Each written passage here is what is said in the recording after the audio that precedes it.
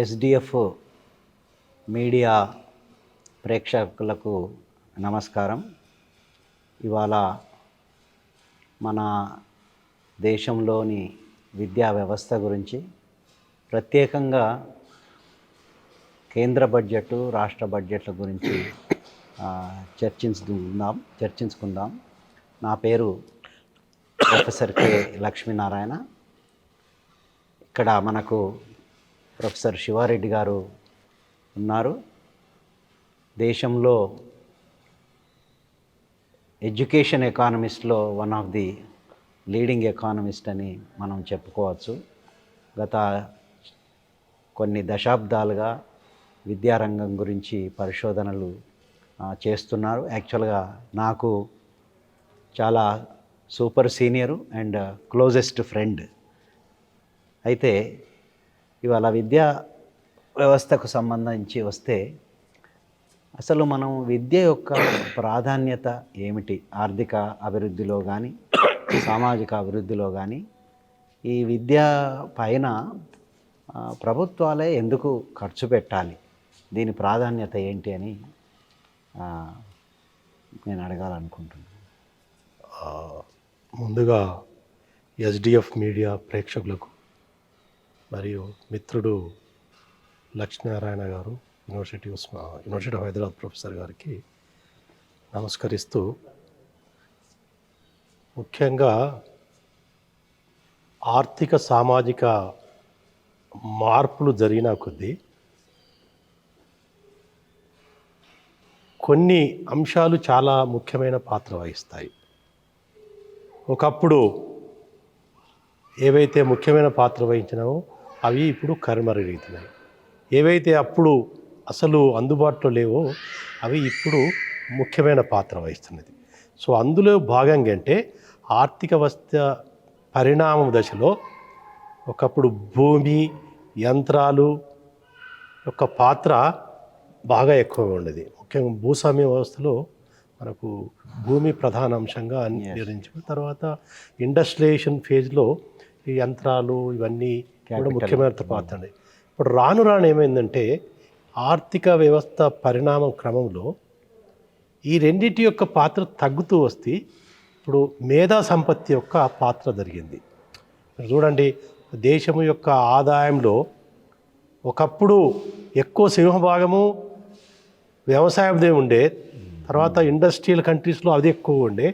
ఇప్పుడు ఏ దేశం చూసుకున్నా, ఏది డెవలప్డ్ కంట్రీస్ కానీ, డెవలపింగ్ కంట్రీస్ కానీ, దేంట్లో కూడా ఈ రెండింటి యొక్క పాత్ర తగ్గి ఈ యొక్క మేధా సంపత్తి యొక్క పాత్ర పెరుగుతుంది. దీన్ని సేవల రంగంలో అంటారు.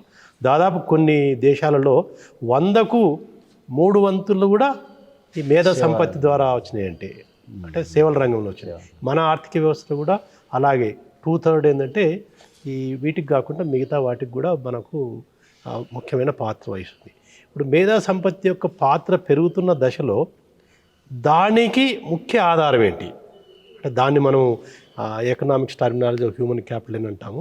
Human capital versus physical capital అని అంటాము. బట్ ఫిజికల్ క్యాపిటల్ యొక్క పాత్ర తగ్గుతూ హ్యూమన్ క్యాపిటల్ పాత్ర పెరుగుతున్న దశలో ఈ హ్యూమన్ క్యాపిటల్లో 2-3 అంశాలు ముఖ్యంగా ఉంటాయి. ఒకటి, విద్యతో పాటు ఆరోగ్యము, ఇవన్నీ కొన్ని అంశాలు ఉన్నాయి. సో అతి ముఖ్యం ఏంటంటే విద్య. సో విద్య యొక్క ప్రాముఖ్యత ఆర్థిక వ్యవస్థలో మేధా సంపత్తి పెరిగిన కొద్దీ విద్య యొక్క ప్రాముఖ్యత బాగా పెరుగుతున్నది. ఏ విధంగా చూసినా, ఏది మన రీసెర్చ్ కూడా చాలా వరకు చేసింది. చాలా వరకు ఒక 6 dozen Nobel prize in economics and social సైన్స్లో ఈ యొక్క విద్య యొక్క ప్రాముఖ్యతను చెప్పినందుకే నోబెల్ ప్రైజ్ కూడా ఇవ్వడం. దాన్ని బట్టి మనకు అర్థం చేసుకోవచ్చు ఈ యొక్క విద్య యొక్క ప్రాముఖ్యత ముఖ్యంగా ఆర్థిక పరంగా ఎంత ఉందనేది చెప్పుకోవచ్చు. సో కాబట్టి ఇది అఫ్కోర్స్ అంతర్జాతీయంగా చెప్పిన తర్వాత భారతదేశంలో కూడా వేరియస్ కమిషన్స్, రాధాకృష్ణన్ కమిషన్ కానీ, కొఠారి కమిషన్ కానీ రకరకాల స్టేట్మెంట్ ద్వారా విద్య యొక్క ప్రాముఖ్యతను చెప్పడం జరిగింది. సో ఈ మధ్య మన ఈ ఎడ్యుకేషన్ కమిషన్ ఏంటంటే the future of India is shaped in class room అన్నది. ఆ స్టేట్మెంట్ని చూస్తే ఎంత నిగూఢంగా ఉన్నదో ఆ అర్థం ఎంత ఉందో మనం దాన్ని చూసిన కొద్దీ మనకు అర్థమవుతుంటుంది. ఇక వాస్తవ పరిస్థితులను చూసుకుంటే ఏంటంటే కొన్ని దేశాలు అభివృద్ధి చెందడానికి ముఖ్యమైన ఆధారం ఇదే. ముఖ్యంగా రెండు దేశాలు పోల్చుకోవచ్చు. ఒకటి మన నైబర్ చైనా అండ్ ఇండియాను పోల్చుకుంటే ఏంటంటే ఒక 4-5 దశాబ్దాల కింద ఇండియా యొక్క పరిస్థితి చైనా యొక్క పరిస్థితి సేమ్ ఉండేది. ఆర్థిక పరంగా ముఖ్యంగా వేరే పరంగా కొంచెము ఆ భావజాలం వేరే ఉండొచ్చు, బట్ ఆర్థిక పరంగా దాదాపు అంతే ఉండే. ఏది మన ఆదాయం కానీ తలసరి ఆదాయం కానీ ఈ యొక్క జీవన ప్రమాణ స్థాయి కూడా దాదాపు ఒకటే ఉండే. బట్ ఇప్పుడు చూసుకుంటే అంటే ఏ లెక్కను చూసినా మనకు ఇండియాకు చైనాకు చాలా రెట్ల భేదం ఉన్నది. అంటే తలసరి ఆదాయంలో కానీ వాళ్ళ యొక్క జీవన ప్రమాణ స్థాయిలో కానీ ఏ దిశన విద్యలో కానీ అన్నిటిలో చూసినా ఎందుకున్నది. ముఖ్యమైన కారణం ఏంటంటే వాళ్ళు చైనా దేశము ముఖ్యంగా విద్య యొక్క ప్రాముఖ్యతను గుర్తించి అది ఖచ్చితంగా అమలు చేయడం జరిగింది. అది నాణ్యమైన విద్య, ఉచిత విద్య, అందరికీ విద్య, అవసరమైన విద్య అంటే అట్లా ఇవన్నిటిని కూడా ఒక సమపాలలో ఇవ్వడం ద్వారా చైనా మన దేశాన్ని కొన్ని రెట్లు అధిగమించింది. ఇప్పుడు మనము చైనాను అందుకోవడం అనేది దాదాపు మనం కనుమరుగే. ఎన్ని దశాబ్దాలు కానీ మనం చైనాను అందుకోవడం అనేది అంత సులువు కాదు. అగ్రెసివ్గా వాళ్ళు చేస్తున్నారు. దానికి కారణం ఏంటంటే వీళ్ళకు ఫర్మ్ బ్యాక్గ్రౌండ్ అంటే solid background foundation is very very strong. So very difficult. ఒకటి ఏమనొచ్చు అంటే ఇప్పుడు కొంతమంది ఏమనొచ్చు, ఇప్పుడు అది కమ్యూనిస్ట్ కంట్రీ కదా, అక్కడ రాజకీయ వ్యవస్థ వేరే ఉన్నది కాబట్టి వాళ్ళు ఎక్కువ శ్రద్ధ చూపిండ్రు విద్య గురించి. కాబట్టి సిమిలర్గా ఇప్పుడు భారతదేశం లాంటి వేరే ఏమన్నా కంట్రీసు, కమ్యూనిస్ట్ కాని కంట్రీసు విద్య గురించి కొంత ఏమన్నా ప్రాముఖ్యత ఇచ్చిన కంట్రీస్ గురించి ఏమన్నా చెప్తారు? చాలా దేశాలు నిజంగా చేసుకోవాలంటే చైనాను మనం ఎందుకు తీసుకుంటున్నామంటే చాలా విధాలు మనం పోల్చుకుంటాం పక్కతో. అంటే ఇప్పుడు సిమిలారిటీస్ అమెరికా మిగతా కంట్రీస్ ఆల్రెడీ డెవలప్డ్ కాబట్టి వాటిని మనము చేరుకోవాలన్న ఆలోచన ఉన్నది. బట్ ఆల్రెడీ ఉన్నది కాబట్టి చైనా మనం ఉన్న ఒకటే దశలో ఉన్నాము. ఒకటే ఒక రాజకీయంగా కొంత విభిన్నంగా ఉండొచ్చు కానీ బట్ అన్ని విధాలు ఉన్నప్పుడు ఎందుకు అందుకోలేదు? ఇప్పుడు కమ్యూనిస్టు వద్ద అంటే యాక్చువల్గా అక్కడ కూడా ఇప్పుడు చూస్తే చైనాలో కూడా ఫ్రీడమ్ ఉంది. దాంట్లో ఏంటంటే 2 విధాలు అంటారు. ఇది సరైన సందర్భం కాదు.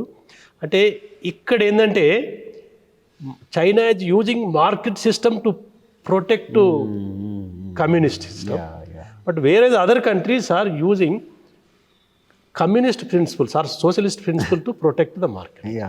సో రెండిట్లలో మార్కెట్ ఉంది. ఫర్ ఎగ్జాంపుల్ స్కాండినేవియన్ కంట్రీస్ అవి కూడా మనలాంటి కమ్యూనిస్ట్ కంట్రీస్ ఏం కాదు కదా, వాటికి వస్తాం. ఒకటి ఏంటంటే దీంట్లో సో ఉన్నది కాబట్టి దీంట్లో విపరీతంగా వాళ్ళు శ్రద్ధ పెట్టడం అనేది జరిగింది. సో కాబట్టి దీన్ని ఎట్టి పరిస్థితులలో కూడా మన విద్యను నెగ్లెక్ట్ చేయొద్దనేది నిర్ధారించబడ్డది. సో అది కూడా మన భారతదేశంలో కూడా గుర్తించడం జరిగింది, విద్య యొక్క గుర్తించడం జరిగింది ఇక్కడ. సో కాబట్టి ఇది విద్య యొక్క ప్రాముఖ్యత గుర్తించినప్పుడు ఏంటంటే మరి విద్యా వ్యవస్థను కూడా డెవలప్ చేయాలి. ఓకే, అంటే కంట్రీస్ గురించి వచ్చినప్పుడు నేను అవన్నీ చెప్తాను నెక్స్ట్. సో కాబట్టి ఏంటంటే సెకండ్ ఇంపార్టెంట్ ఏంటంటే ఈ యొక్క విద్య యొక్క ప్రాముఖ్యతను గుర్తించినప్పుడు విద్యా వ్యవస్థను డెవలప్ చేయాలి. డెవలప్ చేయాలంటే ఏం చేయాలి? డెవలప్ చేయాలంటే విద్యా వ్యవస్థ అనేది యూనిఫామ్ కాకుండా దాంట్లో రకరకాల అంశాలు ఉన్నది. ఏది primary, pre primary to primary, రకరకాల అంటే కేజీ టు మన యూనివర్సిటీ లెవెల్ వరకు అన్ని దశలను ఒక సమపాలలో డెవలప్ చేయాలి. డెవలప్ ఎవరు చేయాలంటే ప్రభుత్వమే ముఖ్యమైన పాత్ర వహించాలి. ప్రభుత్వమే ముఖ్యమైన పాత్ర ఎందుకు వహించాలి? ఎందుకంటే విద్య వలన లాభం కూడా ఎవరైతే విద్యావంతులకు కూడా లాభం చేకూరుతుంది, అంతే కదా. సో ముఖ్యంగా విద్య ద్వారా ఉపాధి, తర్వాత ఉద్యోగము పొందిన తర్వాత ఆర్థికంగా, సామాజికంగా ఒకళ్ళ స్టేటస్ మారుతుంది. సో వ్యక్తి ఒక కుటుంబానికి కూడా బెనిఫిట్ అవుతుంది. బట్ ఇక్కడ ఏంటంటే విద్యను ఎక్కువ ప్రభుత్వమే ఎందుకు బాధ్యత వహించాలంటే మన దీన్ని ఏంటంటే ఒక విధంగా చూసుకుంటే దాన్ని మన ఈ ఎకనామిక్ టర్మినాలజీలో ఒక మెరిట్ గుడ్ అనేది ఎడ్యుకేషన్ మెరిట్ గుడ్ అంటాడు. సో మెరిట్ గుడ్ అంటే పబ్లిక్ గుడ్ అంటే there are so many externals very difficult to quantify. ఇక్కడ ఏంటంటే దీని వలన లాభాలు సొసైటీకి వస్తాయి, ఆర్థిక వ్యవస్థకు వస్తాయి, తర్వాత వ్యక్తికి కూడా వస్తాయి. సో ఏవైతే సొసైటీకి వస్తాయో క్వాంటిఫైడ్ అనే కొంత అంటే సొసైటల్ బెనిఫిట్స్ కూడా కొంత ముఖ్యంగా లోయర్ లెవెల్స్ ఆఫ్ ఎడ్యుకేషన్లో సొసైటీకి వచ్చే బెనిఫిట్స్ ఏవైతే సోషల్ బెనిఫిట్స్ ఉన్నాయో చాలా పెద్ద మొత్తం ఉంటాయి. కాబట్టి ఆ బెనిఫిట్ సొసైటీ పొందినప్పుడు వ్యక్తినే పే చేయాలన్న కూడా సబబు కాదు. సామాజిక ప్రయోజనం ఎక్కువ ఉంది. డెమోక్రసీ వాల్యూస్ ఇవన్నీ కూడా చాలా మనము క్వాంటిఫై చేయడం కష్టము. సో కాబట్టి ఇవన్నింటి దృష్టిలో పెట్టుకుని ప్రభుత్వం ముఖ్యమైన పాత్ర వహించాలి. అంటే సామాజిక ప్రయోజనాలు ఉన్నాయి కాబట్టి సమాజం తరఫున ప్రభుత్వము బాధ్యత తీసుకోవాలని అంతే కదా. సో కొంతవరకు ఇక్కడ కొద్దిగా డిబేట్ కూడా జరిగింది. ఏది ఇప్పుడు లోయర్ లెవెల్స్ అయితే ప్రైమరీ వచ్చే వరకు కొంత సోషల్ బెనిఫిట్స్ ఎక్కువ ఉన్నాయి, బట్ యూనివర్సిటీ ఎడ్యుకేషన్ వచ్చే వరకు ఈ బెనిఫిట్స్ ఎక్కువ వీళ్ళే వ్యక్తులే పొందుతున్నారు. కాబట్టి వ్యక్తులను కూడా కొంత ఈ ఏవైతే ఖర్చు అవుతుందో ఖర్చులో కొంత బేర్ చేయాలనేది ఒక వాదన జరిగింది. అది ఒకప్పుడు పెద్ద లెవెల్లో డిస్కషన్ జరిగింది. ఎకనామిక్ రిఫార్మ్స్ టైమ్స్లో కూడా అది జరిగింది. ఆ వాదన ఉన్నది. అది ఇంకా పరోక్షంగా అదే వాదనను మనము చాలా వరకు ఫాలో అవుతున్నాం. సో కాబట్టి హైయర్ ఎడ్యుకేషన్ వచ్చే వరకు కొంత బాధ్యత. జస్ట్ దీనికన్నా ముందు ఇప్పుడు మనము సామాజిక ప్రయోజనాలు ఉన్నాయి కాబట్టి ప్రభుత్వమే ఖర్చు పెట్టాలి అనేది మనకు మెరిట్ గూడు ద్వారా వచ్చింది. అయితే ఇప్పుడు అది గుర్తించే ఒక రకంగా ఇప్పుడు కొఠారి కమిషన్ లాంటి కమిషన్స్ ఇప్పుడు 6% ఆఫ్ జీడిపి, ఇక బడ్జెట్ టర్మ్స్లో ఎంత వస్తుందో తెలియదు, 10% అని అంటున్నారు. బడ్జెట్ టర్మ్స్లో 10% కేటాయించాలి, అప్పుడే ఆయన చెప్పిన ఆ 6%కి సరిపోతుంది అని అంటున్నారు. సో అట్లా ఇప్పుడు కేంద్ర ప్రభుత్వం ఈ మధ్య కాలంలో లేకపోతే దీనికి ముందు ఏంటంటే ఇవన్నీ చూసినప్పుడు మన భారతదేశానికి వచ్చే ముందు భారతదేశం ఎంత ఖర్చు పెట్టిందంటే నార్మల్గా 2-3 సూచికల ద్వారా మనం చెప్తున్నాము. ఒకటి ఏంటంటే ప్రపంచంలో ఎలా పెడుతున్నారు విద్యపై. సో విద్యపై ఏ పెడుతున్నారంటే దాదాపు వాళ్ళ ఆదాయంలో ఎంత శాతం విద్యకు కేటాయిస్తున్నారు, వాళ్ళ బడ్జెట్లో విద్యకి కేటాయిస్తున్నారు. సో ఈ మధ్య గ్లోబల్ ట్రెండ్స్ చూసుకుంటే గ్లోబల్ లెవెల్లో డెవలప్డ్ కంట్రీస్ కానీ డెవలపింగ్ కంట్రీస్ కానీ ఏ దేశాలు చూసుకున్నా చాలా దేశాలు మన భారతదేశం కంటే ఎక్కువ ఆదాయాన్ని విద్యకు కేటాయిస్తారు. సో జీడిపి ఏదే ఎడ్యుకేషన్ బడ్జెట్ జీడిపి రేషియో చూసుకుంటే కొన్ని దేశాలు విపరీతంగా పెడుతున్నాయి. ఏది ఈవెన్ చైనా కానీ లేకపోతే సౌత్ ఆఫ్రికా, మీరన్న ఈ స్కాండినేవియన్ కంట్రీస్ అంటున్నారు కదా, అవి చాలా పెద్ద మొత్తంలో విద్యపై కొన్ని దేశాలు విపరీతంగా పెడుతున్నాయి. సో దాంతో పోల్చుకుంటే మన విద్యపై పెట్టే శాతము భారతదేశంలో చాలా తక్కువ. చాలా తక్కువ అంటే ఒక కంట్రీస్ పెంచుకుంటే అవి హాఫ్ అంటే గ్లోబల్ యావరేజ్లో దాదాపు సగమే మనం కేటాయిస్తున్నాం. అంటే 6% ఏదైతే కొఠారి కమిషన్ రికమెండ్ చేశారో దానిలో సగం కూడా లేదంటున్నారు. రాను తగ్గుతుంటున్నారు. ఈ మధ్యలో కొన్ని లాస్ట్ దశాబ్దంలో ఎడ్యుకేషన్ బడ్జెట్ యొక్క కేటాయింపులను చూసుకుంటే దీని యొక్క వాటా తగ్గడం జరిగింది. దాన్ని కొన్ని నేను అంశాలు కొంత తగ్గుతూ వచ్చింది. అది నిజంగా ఈ పరిణామం ఎటు పోతుందో మనం ఆలోచించాలి. అంటే నిజంగా మనం ఏంటంటే విద్య యొక్క ప్రాముఖ్యతను గుర్తించి విద్యకు కేటాయించాలనుకున్నప్పుడు కూడా వాస్తవంగా జరగడం లేదు. జరగకపోతే ఏం పరిణామాలని మనం తర్వాత చెప్పుకుంటాము. ఓకే. సో దీంట్లో చూసుకుంటే ఏంటంటే మన ఎడ్యుకేషన్ మీద పెట్టే ఖర్చు మిగతా దేశాలతో చాలా తక్కువగా ఉన్నది. అది తగ్గుతూ ఉన్నది. యాక్చువల్లీ కొన్ని మనం గణాంకాలు ఇక్కడ నేను చూపించడం జరిగింది మీకు. ఎక్కడ అంటే దాదాపు 2.8 నుంచి 2.9 అంటే 3% కూడా పెరగలేదు మన ఇండియాలో. ఓకే. బడ్జెట్కి వచ్చే వరకు మొత్తం బడ్జెట్లో భారతదేశ బడ్జెట్ అంటే సెంట్రల్ గవర్నమెంట్ బడ్జెట్ మరియు స్టేట్ గవర్నమెంట్ రెండింటిని కలిపితే ఎడ్యుకేషన్ మీద పెట్టే శాతం ఎంత అంటే అది 10%. 10% నుంచి 9% పడిపోయింది. అది అంటే అప్పుడు కూడా 10-10.5 వంతు ఉంటుంది. తర్వాత 10లో అంటే సింగిల్ డిజిట్లోనే. ఒకటి మనము కేంద్ర ప్రభుత్వం తన బడ్జెట్లో ఎంత కేటాయించింది అంటే ఏం చెప్తాం? ఇప్పుడు మీరు అనేది ఏమంటే కేంద్ర ప్రభుత్వము రాష్ట్ర ప్రభుత్వాలు కలిసి 10% అని అన్నారు కదా. ఈ 4-5 చూసుకుంటే కేంద్ర బడ్జెట్లో చాలా తక్కువ విద్యకు కేటాయిస్తుంది. సో ముఖ్యంగా ఈ మొత్తము బడ్జెట్లో కేంద్ర రాష్ట్ర వాటాలను చూసుకుంటే దాదాపు కొంత గణాంకాలు నేను తీసుకోవడం జరిగింది. సెంట్రల్ గవర్నమెంట్ ఒక దశాబ్దం కింద దాదాపు 13-14% బేర్ చేసి మొత్తం విద్యమైన ఖర్చులో 13-14% సెంట్రల్ గవర్నమెంట్ స్టేట్ గవర్నమెంట్ మిగతాది 86-87% స్టేట్ గవర్నమెంట్ వేసింది. అది రాను ఏమైందంటే గత సంవత్సరంకు అది 10-10.5% తగ్గిపోయింది. అంటే 13-14% నుంచి 10% తగ్గి ఈ యొక్క స్టేట్ గవర్నమెంట్ యొక్క పాత్ర పెరుగుతున్నది. అంటే సెంట్రల్ గవర్నమెంట్ ఒక వైపు చెప్తూనే ఏది నేషనల్ ఎడ్యుకేషన్ పాలసీ విధి విధానాలు ఆ 6% జీడిపి కూడా అలొకేట్ చేయాలని కూడా అన్నారు. ఇప్పుడు ఆ నేషనల్ ఎడ్యుకేషన్ పాలసీలో కూడా స్టేట్మెంట్లో 6% కేటాయించాలనేది రికమెండ్ చేశారు. బట్ ఎవరు చేయాలి ఎట్లా చేయాలనేది ఎక్కడ కూడా మనకు క్లారిటీ లేదు. బట్ స్టేట్మెంట్ అయితే ఇవ్వరు, అది ఒకటి శుభసూచకం. ఇప్పుడు అది అట్లీస్ట్ మనం చిన్న క్లారిఫికేషన్ మన వ్యూవర్స్కు.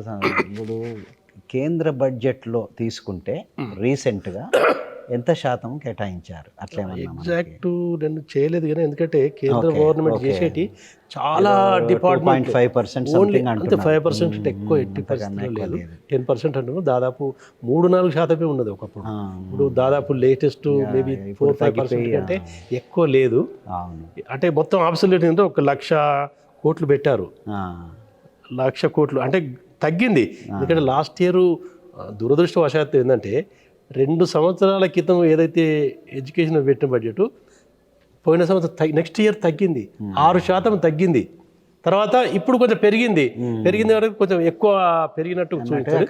ఇక్కడ తగ్గింది కాబట్టి 12% పెరిగినట్టు చూపించింది. అది కూడా ఎంత చేసుకుంటే శాతంలో 5% కంటే మించినట్టు లేదు. సో ఇప్పుడు స్టేట్కి వద్దాం మనము. ఇప్పుడు మన స్టేట్ గవర్నమెంట్కు సంబంధించి ఇప్పుడు గత 10 సంవత్సరాలలో విద్యకు బాగా నెగ్లెక్ట్ జరిగిందని అందరం చాలామంది మాట్లాడుతున్నారు. ఓకే. సో స్టేట్ గవర్నమెంట్కి సంబంధించి కొంత ఒక రీసెంట్ ట్రెండ్స్ ఏంటి ఈ బడ్జెట్కు సంబంధించి? మనకు స్టేట్ గవర్నమెంట్ గురించి మనము చెప్పుకునే ముందు తెలంగాణ రాష్ట్రము ఏ పొజిషన్లో ఉంది ఓవరాల్ ఈ మధ్యలో పోల్చుకుంటే ఈ మధ్యలో వచ్చిన ఏ స్టడీ అయినా ప్రైవేట్ కానీ పబ్లిక్ కానీ గవర్నమెంట్ స్టడీస్ అన్నీ కూడా ఓవరాల్ కొన్ని రంగాలలో మరీ బేసిగా ఉన్నదని చెప్పడం జరిగింది. అంటే ఆర్థికపరమైన రంగం, ఎందుకంటే మన తలసరి ఆదాయంలో మన ఆదాయము వృద్ధి రేట్లో గ్రోత్ ఇవన్నీ చూసుకుంటే చాలా ఎక్కువగా ఉన్నది.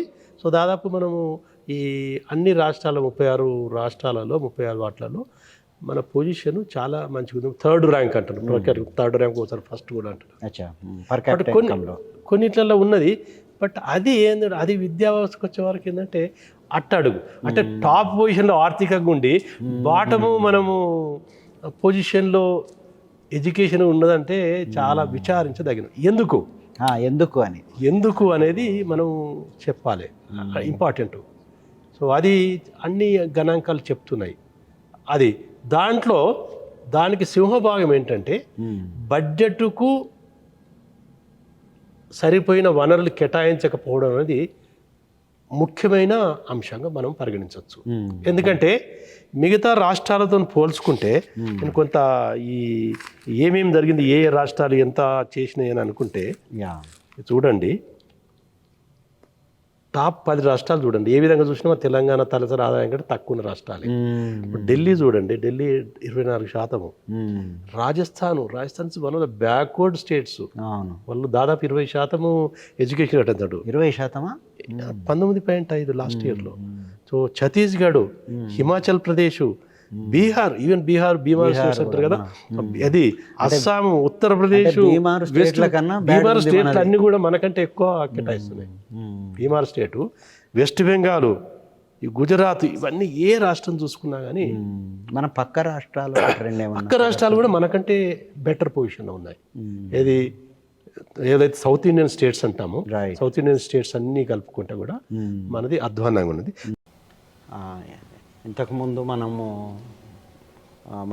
మాట్లాడినప్పుడు దేశంలో మిగతా రాష్ట్రాలతో మనం కంపేర్ చేసి తెలంగాణ బడ్జెట్లో విద్యకు చాలా తక్కువ కేటాయించిందని మనం మాట్లాడుకున్నాం. ఇప్పుడు కనీసం సౌత్ ఇండియన్ స్టేట్స్ వాటి పరిస్థితి ఎలా ఉంది? సౌత్ ఇండియన్ స్టేట్స్తో కంపేర్ చేసుకున్నప్పుడు తెలంగాణ పరిస్థితి ఏంటి? ఇంతవరకు మిగతా రాష్ట్రాలు నార్త్ ఇండియన్ అండ్ పోల్చుకున్నప్పుడు అవి చాలా రాష్ట్రాలు సగటు కంటే ఎక్కువ ఖర్చు పెడుతున్నాయి. సగటు అంటే 14% కంటే 14.8%. అంతే దగ్గర 15%. 14. అయితే ఇక్కడ సౌత్ ఇండియన్ స్టేట్స్కి వచ్చే వరకు అన్ని సౌత్ ఇండియన్ స్టేట్స్ కూడా ఎందుకో సగటు కంటే కొంచెం తక్కువ పెట్టినట్టు ఈ మధ్యలో ఉన్నాయి. తర్వాత ఇది కూడా తగ్గుతున్నట్టు ఈ మధ్యలో దురదృష్టం ఏంటంటే సౌత్ ఇండియన్ స్టేట్స్ కూడా వాళ్ళు విద్యపై పెట్టే వాళ్ళ బడ్జెట్లో కొంత వాటా తగ్గుతున్నట్టు మనకు ఈ గణాంకాలు చెప్తున్నాయి. But with in south Indian states మనము తెలంగాణను పోల్చుకుంటే ఈ మిగతా స్టేట్స్ యొక్క షేరు బడ్జెట్ ఎడ్యుకేషన్ బడ్జెట్ కేటాయించిన షేరు మనకంటే చాలా ఎక్కువగా ఉంది. ఉదాహరణకు ఫర్ ఎగ్జాంపుల్ ఆంధ్రప్రదేశ్ ఏదైతే మనం అనుకుంటున్నామో అది 12.6% అయితే కర్ణాటక 12%, కేరళ 14%, తర్వాత తమిళనాడు 14%. తమిళనాడు కూడా 14%. అంటే దాదాపు సగటుకు దగ్గర కొంత తక్కువైనప్పటికీ. బట్ తెలంగాణకు వచ్చే వరకు దీనిలో దాదాపు సగటు 7.6. అంటే 7.6 ఎక్కడ 14.8 ఎంత అంటే ఆల్మోస్ట్ ఎంత దూరంలో ఉన్నాము. మన సౌత్ ఇండియన్ స్టేట్స్తో పోల్చుకున్నా, నైబర్తో పోల్చుకున్నా, లేదా దేశం యొక్క సగటుతో పోల్చుకుంటే చాలా దూరంలో ఉన్నాము నిజంగా. సో అది కొంత మనకు ఆలోచించదగిన విషయమే. ఇప్పుడు గత 10 సంవత్సరాలలో మన తెలంగాణలో ఈ బడ్జెట్కు సంబంధించిన ట్రెండ్స్ ఎలాగున్నాయి విద్యకు కేటాయింపులకు సంబంధించి? ఓకే, అయితే ఇక్కడ అందులో కొంచెం వివరాలు ఉంటే education budget plus welfare budget కూడా ఏమన్నా ఉంటే అట్లా అయినా. అయితే ఎడ్యుకేషన్ మీద ప్రతి సంవత్సరంలో 20,000 కోట్లు ఉన్నది. అంతకుముందు 18,000 కోట్లు, దాదాపు 15,000-16,000 కోట్లు. అదే ఈ మధ్యలో గత దశాబ్దంలో అదే 10,000-12,000 నుంచి 20,000 మధ్యలోనే మారుతూ వచ్చింది. మారడం పెద్దగా ఏం లేదు. 10%, కొన్నిసార్లు 10%, 5%, కొంత కోవిడ్ పీరియడ్లో ఇంకా కొంత ఆల్మోస్ట్ నెగ్లిజిబుల్ కూడా కావడం జరిగింది. సో అది గణాంకాలు. ఇక మన ఆదాయంతో పోల్చుకుంటే, ఆదాయం అంటే మన రాష్ట్రంలో జిఎస్డిపిలో పోల్చుకుంటే సగటున 2.9 అన్నాం. దేశంలో ఈ జీడిపిలో విద్యా యొక్క వాటా 2.9% ఉంది.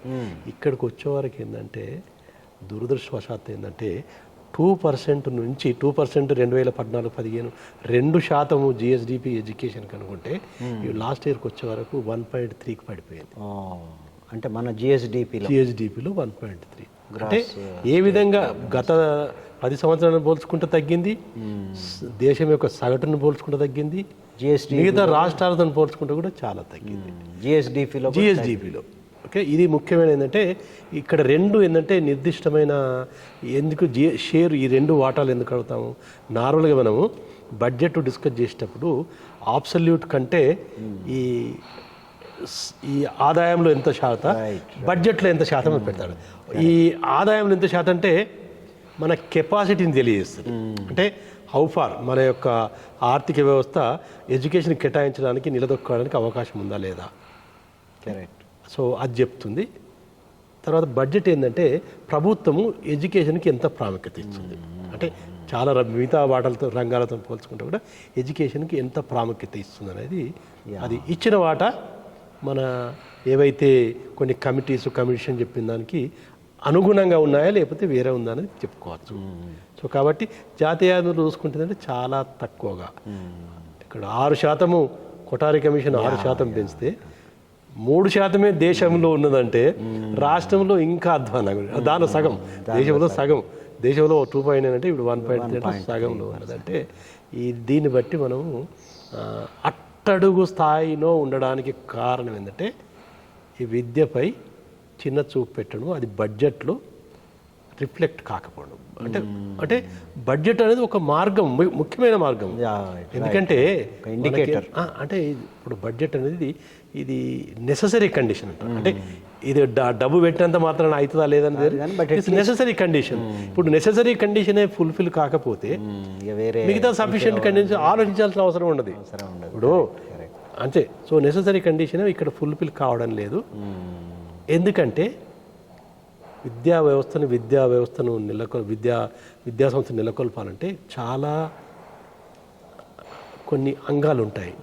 దాంట్లో బిల్డింగ్స్ ఉండాలి, బిల్డింగ్స్ ఉండాలి, బిల్డింగ్స్కు ఏవైతే ఉండాలో. తర్వాత దీనికన్నా ముందు ఇప్పుడు మనం అనుకున్నాము చాలా తక్కువ ఖర్చు పెడుతున్నామని మనం అంటున్నాం, కానీ మనం ఎడ్యుకేషన్కు ఓన్లీ 7% లేకపోతే 7.6% అన్నప్పుడు ఒక వాదన ఏమొస్తుందంటే, మేము విద్యారంగంలో బడ్జెట్ అనేది మీరు ఓన్లీ విద్య కోసం పెట్టిందే చూస్తున్నారు, కానీ మేము వెల్ఫేర్ డిపార్ట్మెంట్స్ నుంచి కూడా మేము ఖర్చు పెడుతున్నాము, కాబట్టి అది కూడా మీరు చూడాలి, అట్లా చూడకుండా ఇట్లా చూడడం ఎంతవరకు కరెక్ట్ అన్నట్టుగా ఒక వాదన ఉంది.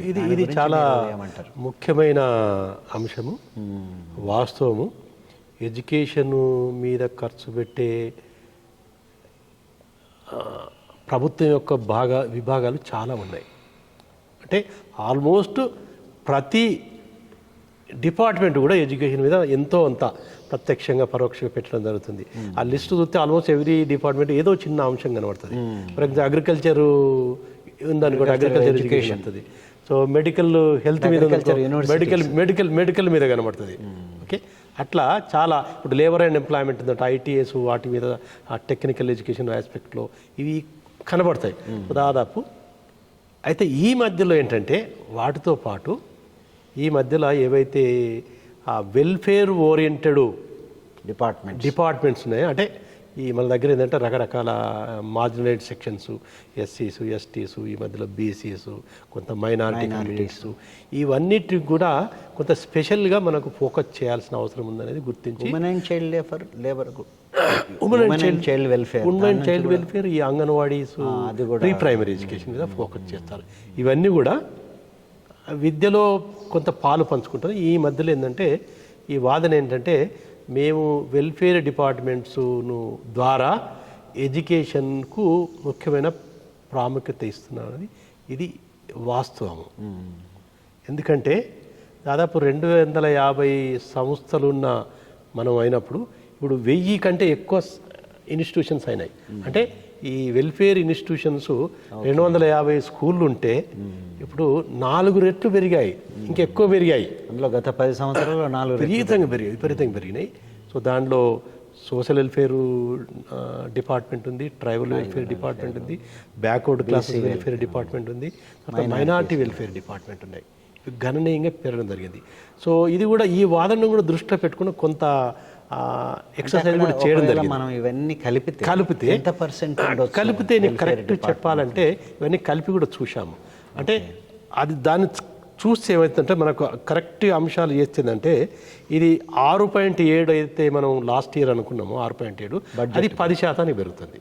అంటే ఇవన్నీ 2-3% పెరుగుతుంది. అంటే దాదాపు బడ్జెట్లో 10% కూడా ఎడ్యుకేషన్ డిపార్ట్మెంటు కాకుండా మిగతా సంస్థలు పెడుతున్నాం, ముఖ్యంగా వెల్ఫేర్ డిపార్ట్మెంట్. సో అయినప్పటికీ కూడా 10.3% నుంచి అట్లా 6.7%, 10.3 దాకా ఉండొచ్చు లేటెస్ట్. అంతే. స్టార్టింగ్ లేదంటే 14.8% ఉండే. ఇవన్నీ కలుపుకుంటే ఎడ్యుకేషన్ 14.8 అంటే ఆల్మోస్ట్ సగటుకు దగ్గరలో ఉండే. అవన్నీ కలుపుకుంటే అది కూడా ఇప్పుడు తగ్గింది. అంటే ఎడ్యుకేషన్ డిపార్ట్మెంట్కు, ఈ వెల్ఫేర్ డిపార్ట్మెంట్స్కు అంటే దాదాపు 4-5 వేల కోట్లు ఈ వెల్ఫేర్ డిపార్ట్మెంట్స్ ఎడ్యుకేషన్కు కేటాయిస్తున్నాయి. ఈ బడ్జెట్లో కొంత దీని వాటా పెంచడం జరిగింది, గణనీయంగా పెంచడం జరిగింది. సో పెంచింది అనేది మనం కొంత డీటెయిల్గా చూద్దాము. చూడాలంటే ఫర్ ఎగ్జాంపుల్ నేను కొంత వివరాలు కూడా తీసుకోవడం జరిగింది. ఏంటంటే మన ఈ వెల్ఫేర్ డిపార్ట్మెంట్స్ వెల్ఫేర్ డిపార్ట్మెంట్కు పెరిగినది వెల్ఫేర్ దేనికి ఖర్చు పెడుతున్నారు? వెల్ఫేర్ డిపార్ట్మెంట్ ఏమవుతుందంటే ఈ మధ్యలో welfare departments backward classes welfare, schedule caste welfare, తర్వాత షెడ్యూల్ ట్రైబ్స్ వెల్ఫేరు, దాదాపు సోషల్ వెల్ఫేర్ వాళ్ళు 3,000 కోట్ల 3,278 కోట్లు ఈ రెసిడెన్షియల్ స్కూల్కు కేటాయించడం జరిగింది. అలాగే ట్రైబల్ వెల్ఫేర్ వాళ్ళు రెసిడెన్షియల్ ఇన్స్టిట్యూషన్కు 515 కోట్లు రెసిడెన్షియల్ స్కూల్స్ పెడుతూ ఇంకా 827 కోట్లు మిగతా వెల్ఫేర్ స్కూల్స్ ఉన్నాయి. అంటే ట్రైబల్ వెల్ఫేర్ డిపార్ట్మెంట్లో ఆశ్రమం స్కూల్స్ అవన్నిటి కూడా కేటాయించబడింది. సో కాబట్టి వెల్ఫేర్ డిపార్ట్మెంట్ చూడుతుంది. ఈ ట్రైబల్ వెల్ఫేర్ కూడా పెట్టింది. ఇది రెవెన్యూ బడ్జెట్ కింద వచ్చింది. బట్ క్యాపిటల్ బడ్జెట్ కూడా ఈ వెల్ఫేర్ డిపార్ట్మెంట్లో క్యాపిటల్ బడ్జెట్ కూడా ఎక్కువ ఫోకస్ చేయగలిగింది ఈ మధ్యలో. ఎందుకంటే ఈ రెసిడెన్షియల్ స్కూల్స్ ఏవైతే లేదో ఇంటిగ్రేటెడ్ రెసిడెన్షియల్ స్కూల్స్ అనేదో మాట్లాడుతున్నారు ఇప్పుడు. మేబీ దానికోసం అని దానికి లేదు, కానీ దాంట్లో ఏదో ఒకటి ఏంటంటే ఈ మధ్యలో లేకపోతే ఇప్పుడు ఈ మండలానికి ఒక ఇంటర్నేషనల్ స్కూలు ఓకే అని అంటున్నారు. అంటే వాటి కోసం అని అయితే ఇక్కడ మనం ఆలోచించాల్సింది ఏంటంటే ఇప్పుడు ఏవైతే రెసిడెన్షియల్ స్కూల్స్ 10 సంవత్సరాల కింద ఉన్నాయో వాటికి కూడా కొన్నిటికి సొంత బిల్డింగ్స్ లేవు. అతి కష్టం మీద కొన్నిటికి ఉన్నాయి, కానీ తర్వాత చాలా వాటికి లేవు. ఈ మధ్యలో ఓపెన్ అయిన వాటికి ఏ స్కూల్ కూడా పక్కా బిల్డింగ్ లేదు, అన్నీ రెంటెడ్ బిల్డింగ్స్ ఉన్నాయి. దానికోసం ఏమైందంటే మోస్ట్ ఆఫ్ దెమ్ ఏంటంటే ఈ యొక్క ఏవైతే ఇంజనీరింగ్ కాలేజ్, ప్రొఫెషనల్ కాలేజ్ ఏవైతే నడవడం ఇబ్బంది అయిందో ఇంజనీరింగ్ కాలేజీలు మూతపడితే ఆ బిల్డింగ్లను వీళ్ళు వీటికి అద్దె తీసుకున్నారు. సో కాబట్టి ఇప్పుడు ఆల్మోస్ట్ నువ్వు చూడండి, ఏ కొత్త కళాశాల ఏవైతే రెసిడెన్షియల్ స్కూల్ ఓపెన్ అయినా చూసుకుంటే అది ఇన్వేరియబుల్లీ ఏదో ఒక ప్రొఫెషనల్ కాలేజు బిల్డింగ్ ఒకసారి నడిపి కొంచెం క్లోజ్ చేసే బిల్డింగ్సే ఇప్పుడు వీటిని అందుబాటులోకి తీసుకుని జరిగింది. ఒక విధంగా కొంతవరకు ఆ బిల్డింగ్స్ ఉండడం వల్ల కొంత ఇన్ఫ్రాస్ట్రక్చర్ డెవలప్ అయినాయి, కొంత ఉన్నాయి అక్కడ. ఎందుకంటే ఇంజనీరింగ్ కాలేజ్ అన్నట్టు కొన్ని నామ్స్ స్పెసిఫై చేయాలి. 5 ఎకరాల ల్యాండ్ ఉండాలి, ఇంత బిల్డింగ్ ఉండాలి, ఇంజనీరింగ్ కాలేజ్ కొంత ల్యాబ్స్కి ఇంత ఉండాలి అనేది అవి టైమ్లీ కొంత హెల్ప్ చేసింది. బట్ అవి ఉన్నాయి కదా అని చెప్పి ప్రభుత్వం ఇప్పటి వరకు కూడా పక్కా బిల్డింగ్లు కట్టాలి ఇవన్నీ అంటే దాని ఆలోచన చేయలేదు. సో ఈ ప్రభుత్వం కొంత ఆలోచించి ఆ బిల్డింగ్లకు సంబంధించి చేయాలంటే ఫస్ట్ భూమి దొరకడం చాలా కష్టమైంది. భూముల విలువ విపరీతంగా పెరిగింది కాబట్టి ప్రభుత్వ భూమి ఆల్మోస్ట్ దాదాపు ఎక్కడ మీరు కనబడడం లేదు ప్రభుత్వ భూమి. సో ఉన్నా కానీ ఈ సంస్థలు నెలకొల్పడానికి అనుకూలంగా కూడా లేకపోవచ్చు.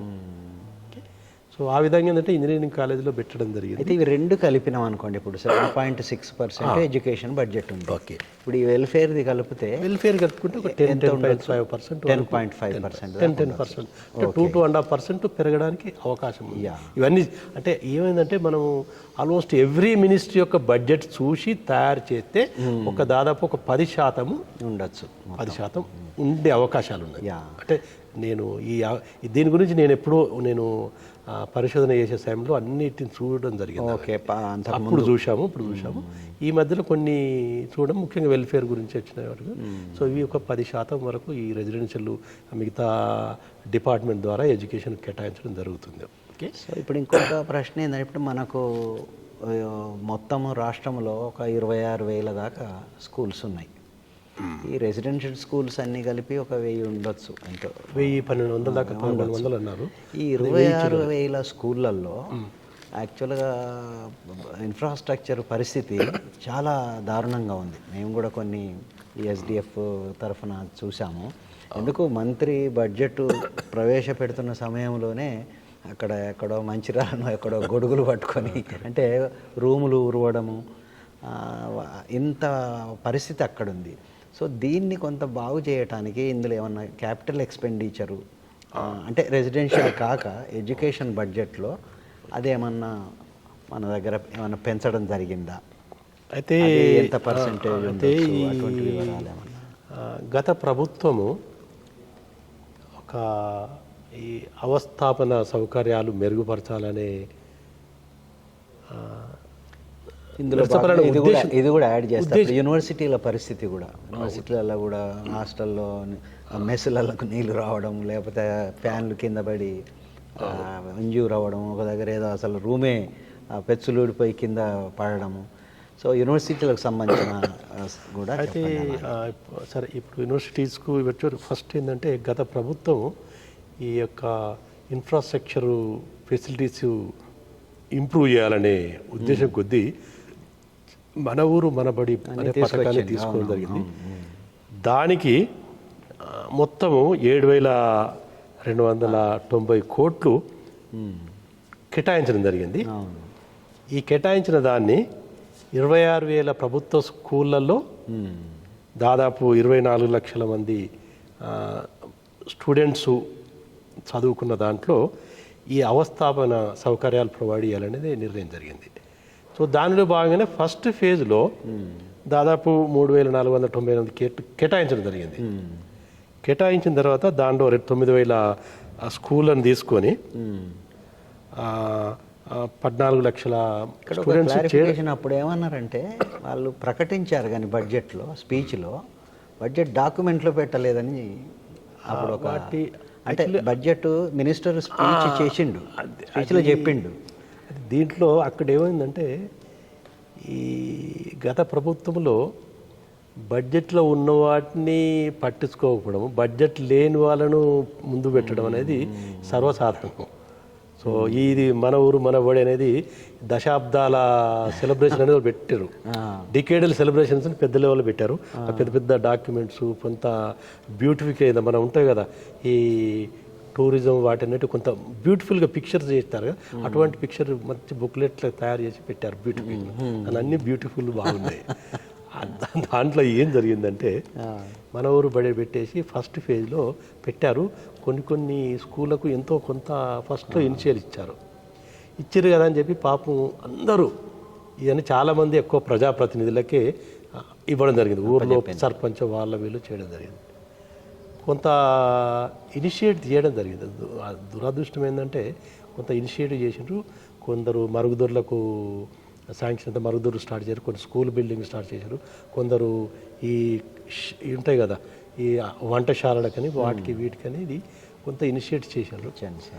దాదాపు అన్ని స్కూళ్ళల్లో అయితే ఎక్కడైతే ప్రోగ్రామ్ ఇవి స్టార్ట్ చేశారో అవి అన్నీ కూడా మోస్ట్లీ కంప్లీట్ కాలే, ఇన్కంప్లీట్గా ఉన్నాయి. అంటే ఇన్కంప్లీట్ ఉన్నాయంటే ఇప్పుడు వాడుకోలేము, దాన్ని పెట్టిన దాన్ని ఖర్చు వేస్ట్. ఇప్పుడు ఏంటంటే వీళ్ళందరూ కూడా అప్పుడే ఒకసారి నేను కొన్ని జిల్లాలకు వెళ్ళినప్పుడు ఏం చెప్పారంటే కలెక్టర్లకు చెప్పారట, మీరు ప్రతి జిల్లాలో ఒక 4 మాత్రం పూర్తి చేయండి, మిగతా వాటికి కొంచెం ఆగండి అంటే రకరకాల కారణాల వల్ల.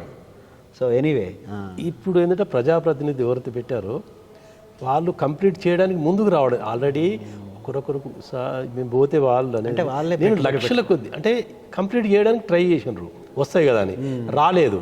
ఫైనల్ స్టేజ్లో ఉన్నాయి, ఫైనల్ స్టేజ్లో ఉండి కంప్లీట్ కాలేదు. ఇప్పుడు అవన్నీ కంప్లీట్ చేసి కొన్ని కంప్లీట్ అయిన దగ్గర ఏంటంటే ఒక బాత్రూమ్ కావాలంటే అది ఒకటి రూమ్ చేస్తే సరిపోదు కదా, దాని తగ్గట్టు మిగతాయి వాటర్ కనెక్షను ఇవి అవన్నీ చేయాలి. ఇప్పుడు అవి చేయడానికి డబ్బు లేదు. వీరు ఆల్రెడీ ఖర్చు పెట్టేసి వాళ్ళు దీనమైన పరిస్థితులలో ఉన్నారు. అంటే ఇప్పుడు ఈ బడ్జెట్లో అవి కంప్లీట్ చేయడానికని ఏమన్నా అటువంటి ప్రావిజన్స్ పెట్టారా? అంటే ఇప్పుడు ఎందుకంటే మీరు అన్నట్టు ఇంత ఖర్చు పెట్టి సగంలో అయిపోయి ఇప్పుడు అక్కడ ఇన్వెస్ట్మెంట్ పెట్టాము కానీ మనం ఉపయోగించుకునే పరిస్థితులు లేం కదా, ఇవి ఉపయోగించుకునే పరిస్థితి తీసుకురావడానికి కొంత మెరుగుపరచడానికి కొంత ఇక్కడ ఈ బడ్జెట్లో వరకు వీటి మీద క్యాపిటల్ ఎక్స్పెండిచర్ అనేది పెద్దగా కనబడలేదు. కొంత పెట్టారు, బట్ అవి ఇంత డీటెయిల్గా చూస్తే వేటికి అనేది, బట్ అది చూస్తే అవసరాలను అనుగుణంగా క్యాపిటల్ ఎక్స్పెండిచర్ పెట్టలేదు. అది మాత్రం మనం గుర్తుంచుకోవచ్చు. అంటే ఎందుకంటే ఇవన్నీ చేయాలంటే ఇవి టెక్నికల్ ఇష్యూస్ కూడా అయినాయి. ఆల్రెడీ గత ప్రభుత్వంలో బడ్జెట్లో శాంక్షన్ అయినాయి. టెక్నికల్గా వీటి మళ్ళీ సెంట్రల్ గవర్నమెంట్తో లింక్ ఉంది. ఏమవుతుందంటే ఈ సెంట్రల్ స్పాన్సర్డ్ స్కీమ్స్ షేరింగ్ వాటాలు ఉంటాయి కదా, సెంట్రల్ గవర్నమెంట్ వాటా పంపించి ఉంటుంది, వీళ్ళు దానికి అనుకూలంగా వాళ్ళు షేర్ చేయకపోవాలి కదా, సెంట్రల్ గవర్నమెంట్ రిలీజ్ చేయదు. నెక్స్ట్ ఇప్పుడు ఈ అంశాలు మ్యాచింగ్ గ్రాంట్ మ్యాచింగ్ ఉన్నది. ఇది పెద్ద సమస్య. ఎందుకంటే చాలా స్కీములు కూడా ఇన్కంప్లీట్ ఉండడానికి కారణం ఏంటంటే ఈ యొక్క స్టేట్ యొక్క వాటాను టైమ్లీగా రిలీజ్ చేయకపోవడం వలన ఏంటంటే అటు వచ్చేది మిగతాది ఆగిపోతుంది, ఇక్కడ కంప్లీట్ ఇక్కడ ఆగిపోతుంది. అది పరిస్థితి. దీంట్లో కూడా మన ఊరు మనబడి కూడా మోస్ట్లీ కొంత సెంట్రల్ ఫండింగ్ ఏదో స్కీమ్ కదా, సమగ్ర శిక్ష అభియాన్ అనేది దాంట్లో ఏదో ఒక విధంగా లింక్ చేయడం జరిగింది. ఇది పరిస్థితి. ఇది అంటే ఊరూరికి ఇదే పరిస్థితి ఉంది. కొన్ని దగ్గర వెళ్తే బిల్డింగ్ ఇన్కంప్లీట్ ఉంది, కొన్ని దగ్గర వెళ్తే బాత్రూమ్లు సగం కంప్లీట్, కొన్ని ఏమన్నా ఈ బిల్డింగ్స్ ఆల్మోస్ట్ ప్రతి ఎక్కడైతే ఈ యొక్క కన్స్ట్రక్షన్ యాక్టివిటీస్ ఏదో చేయడం జరిగిందో అవి చాలా వరకు ఇన్కంప్లీట్ స్థాయిలో ఎందుకంటే వాళ్ళు వస్తుందని ఆశ లేదు. ఈ మళ్ళీ ప్రభుత్వం మారిన తర్వాత ఇంకో రకమైన సమస్యలు ఇవన్నీ కొంత ఓదానుకోడి లింకులు అయి ఉన్నాయి. సో అయితే ఈ సమస్యలన్నిటికీ ఏమవుతుందంటే ఫస్ట్ అలొకేట్ చేసింది తక్కువ, దాన్ని కొన్ని సాంకేతిక పరంగా ఈ మధ్యలో నేను ఈ బడ్జెట్ మేనేజ్మెంట్ అండ్ ఫండింగ్లో చూస్తే ఏంటంటే ఒక బడ్జెట్ ప్రిపేర్ చేయడానికి ఎంతైతే ఎక్సర్సైజ్ ఉంటుందో, అంటే చాలా ఎక్సర్సైజ్ ఉండాలి, అది ఏదైతే ఎక్సర్సైజ్ ఉందో చాలా తగ్గింది డీటెయిల్డ్గా. అంటే ఒక దాన్ని ఏమంటారు, ఒక పుణ్యకార్యం లెక్క తీసుకొని ఆల్మోస్ట్ ఒక ఇయర్ బడ్జెట్ అయిపోయిందంటే నెక్స్ట్ డే నుంచి నెక్స్ట్ ఇయర్ బడ్జెట్ కూడా కొంత ఫ్లో ఉండాలి, అంటే కొంత స్టార్ట్ చేస్తుండాల. దురదృష్టవశాత్తు ఈ మధ్యలో దేశంలోను కానీ రాష్ట్రంలో కానీ బడ్జెట్ ప్రిపరేషన్కి ఇచ్చే సీరియస్నెస్ అదొకటి లేదు. సో బడ్జెట్ అలౌన్ చేసిన తర్వాత మళ్ళీ రిలీజింగ్ అంటే రిలీజింగ్ ఏంటంటే ఇవన్నీ లింక్డ్ ఉంటాయి. ఇప్పుడు ఓసారి ఏంటంటే రిలీజ్డ్ టైమ్లీ రిలీజ్ కాకపోతే కూడా దాని యొక్క ప్రభావము విద్యా వ్యవస్థ పడుతుంది. ఉందనుకోని నీకు బిల్డింగ్ ఇచ్చాను లాస్ట్ చెప్తే అయిపోతుంది, సంవత్సరం అయిపోయిన తర్వాత నీకు రిలీజ్ అయితే అది ఎందుకు పనికిరా, ఎందుకు యూజ్ఫుల్ కాదు, అంటే అట్లీస్ట్ దానికి ఇట్లా ఏంటంటే delay in release of the funds. నేను ఒక ఏదో సందర్భంగా డీటెయిల్గా చదివినాను ఆ సెంట్రల్ స్పాన్సర్స్లో.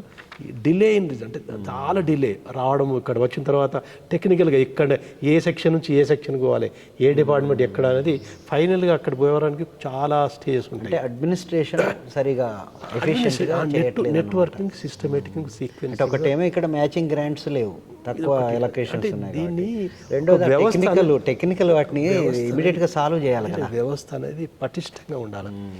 ఎక్కడ ఏ స్టేజ్లో కొంత డిలే అయినా ఎఫెక్ట్ పడేది అల్టిమేట్లా. సో ఈ దానిలో ఈ డిలేలు అనేది చాలా జరిగినాయి. సో కాబట్టి చాలా పథకాలు ఇటువంటి విద్యా వ్యవస్థలో కానీ వివిధ కానీ చాలా జరిగినాయి. ఈవెన్ సెంట్రల్ నుంచి వచ్చేటి అక్కడ డిలే అవుతుంది, వాళ్ళు టెక్నికల్గా పెడతారు. అంటే చాలా వరకు ఏంటంటే లాస్ట్ చాలా రిలీజ్ ఏంటంటే ఇప్పుడు ఎవ్రీ క్వార్టర్ రిలీజ్ కావాలి, దానికి సరిపోతుంది. అంత చేసే వరకు ఏంటంటే లాస్ట్కి వచ్చే వరకు అరే బడ్జెట్ ఎంత ఉండే అప్పుడు గుర్తిస్తారు, బడ్జెట్ ఉంది కదా డబ్బులు ఉన్నాయి అక్కడ ఏం చేయాలని లాస్ట్ క్వార్టర్లో జనవరి ఫిబ్రవరిలో రిలీజ్ చేసి యూ కంప్లీట్ ఇన్ మార్చ్ అంటారు. ఎందుకంటే ఏప్రిల్ నుంచి నెక్స్ట్ ఫైనాన్షియల్ ఇయర్ స్టార్ట్ అవుతుంది కాబట్టి అక్కడ చేయలేరు. చేయడానికి నెట్వర్కింగ్ కావాలి, ఎందుకంటే ఒక్క పైసా ఖర్చు పెట్టడం అంత ఈజీ కాదు. ఇప్పుడు పైసా అలాట్ చేయడం అనేది ఓకే చేస్తారు, బట్ దాన్ని వినియోగం చేయడం కూడా అంత ఈజీ వ్యవస్థ. దానికి కొన్ని నిబంధనలు ఉన్నాయి, దానికి ఒక వ్యవస్థ ఉండాలి, దానికి కొన్ని ప్రిపరేటరీ కార్యక్రమాలు ఉన్నాయి. అవి ఏం చేయకుండా నీకు డబ్బు వచ్చి పడితే సంవత్సరాల కొద్ది అట్లా ఇది ప్యూర్లీ అడ్మినిస్ట్రేటివ్ మ్యాటర్. అంతా కొంత ఇది ఎక్కడ వ్యవస్థ పటిష్టంగా లేదు. సో చివరిగా ఇప్పుడు సపోజ్ ఏంటంటే ఇప్పుడు మనం ఏ రకంగా చూసుకున్నా కూడా తెలంగాణలో ఈ బడ్జెట్ అలొకేషన్ ఎడ్యుకేషన్కు తక్కువ ఉన్నదనేది మనకు తెలుస్తూ ఉన్నది. సో దీని వలన మనకు రాబోయే ఈ పరిణామాలు ఎలా ఉంటాయి, ఇప్పుడు ఇంపాక్ట్ ఎలా ఉంటుంది? ఎందుకంటే ఇప్పుడు పెంచడం అనేది జరగట్లేదు for a long time. So దాని గురించి ముఖ్యంగా మన తెలంగాణ రాష్ట్రానికి వస్తే ఏంటంటే